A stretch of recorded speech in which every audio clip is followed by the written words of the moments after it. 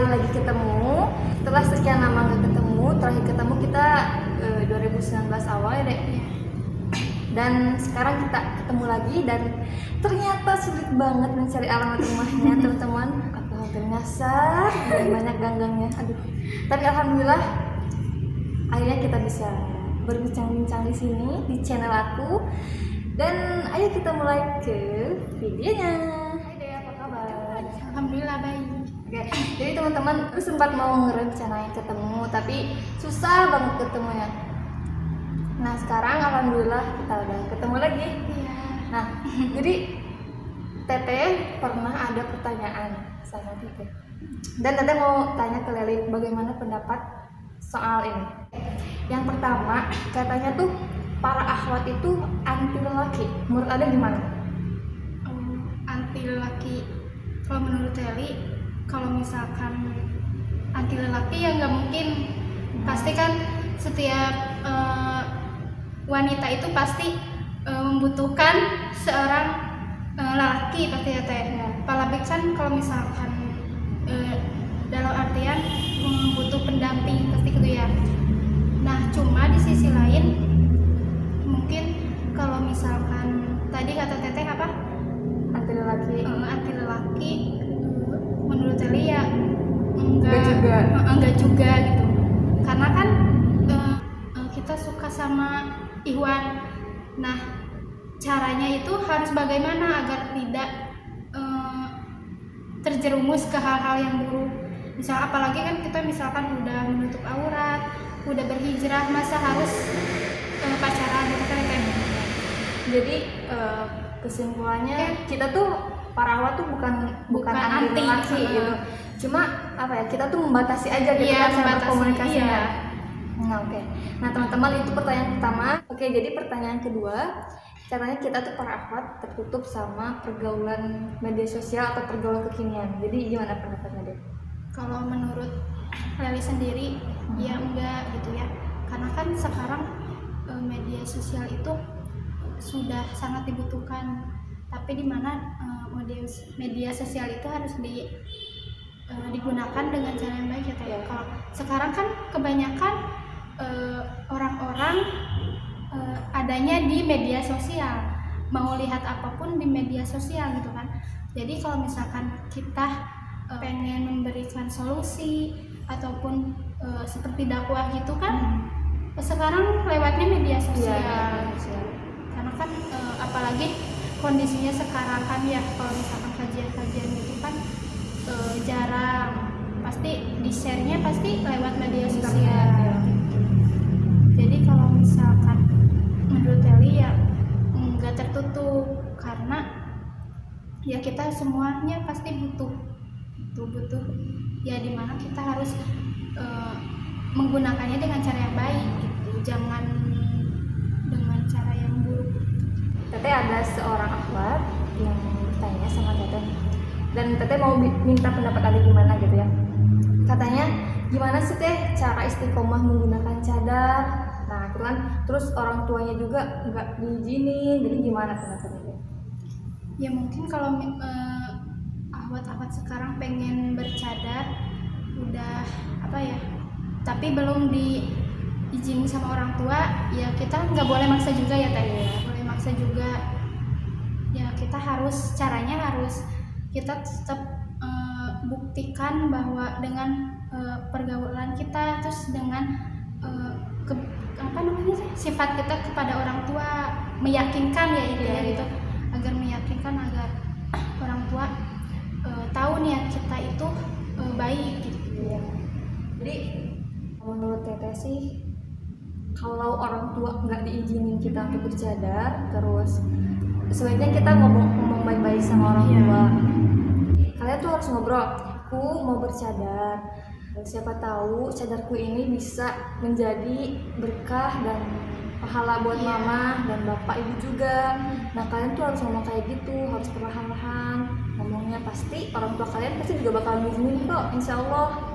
Dan bercadar juga kan harus benar-benar niat kitanya, harus benar-benar niatnya emang pengen bahagiain orang tua, karena kan kita nggak tahu umur kita sampai kapan, itu yang nggak tahu.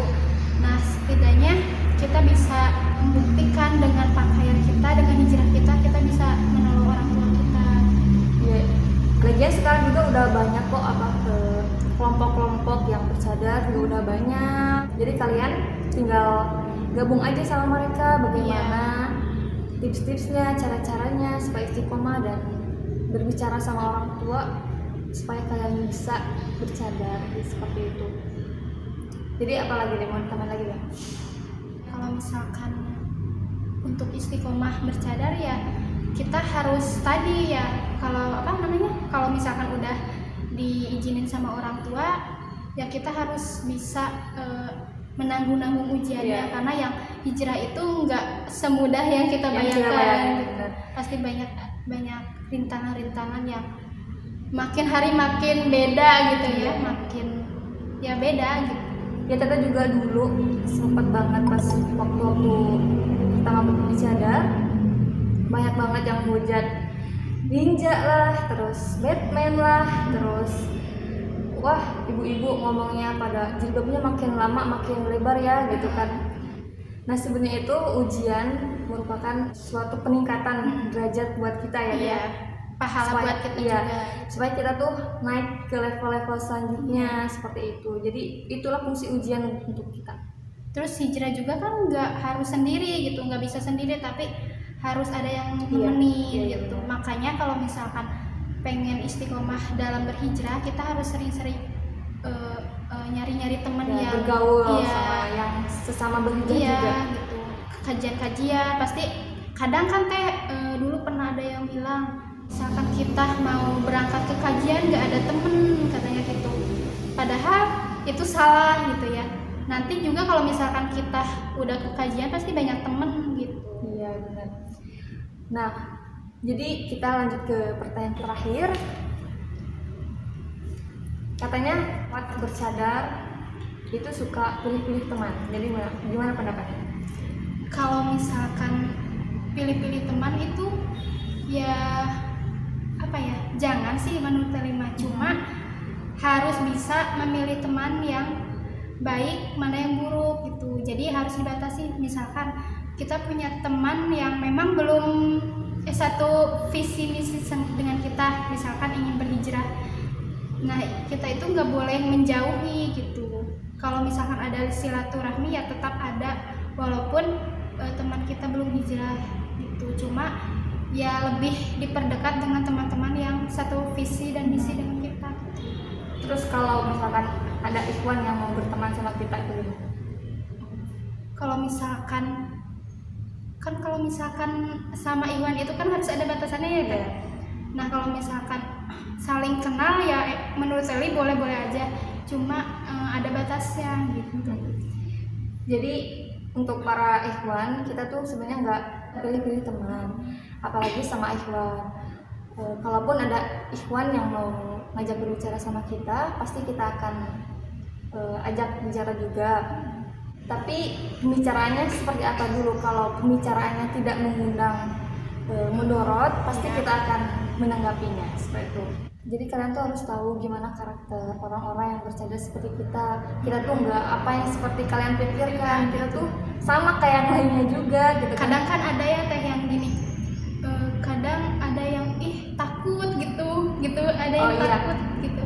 Jadi kalau menurut Teteh, kalau orang sudah tertutup, mereka takut karena mata-mata mereka itu sudah terbiasa melihat orang-orang yang terbuka auratnya.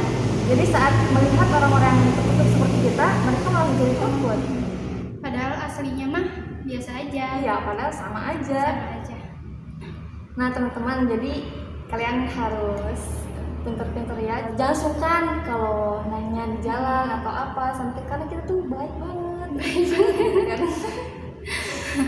Oke teman-teman, jadi videonya cukup sampai di sini aja. Jangan lupa di like, di subscribe videonya dan dinyalain lonceng cintanya supaya di share juga benar supaya tidak ketinggalan video-video selanjutnya dari kita. Salam ukhuwah Islamiyah. Assalamualaikum warahmatullahi wabarakatuh. Bye bye.